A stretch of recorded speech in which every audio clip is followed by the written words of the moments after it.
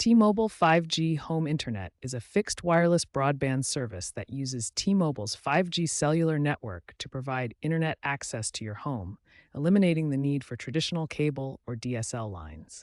The core of the setup is a 5G gateway, about the size of a router, which T-Mobile provides. This gateway connects wirelessly to T-Mobile's 5G towers using antennas and modems.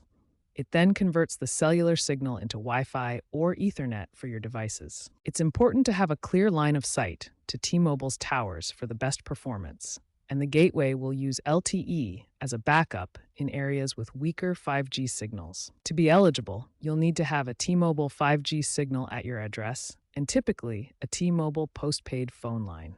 T-Mobile advertises download speeds ranging from 72 megabit to 1 gig, but real-world speeds generally average between 150 to 300 megabit per sec in covered areas as of 2025, thanks to their 5G Ultra Capacity network.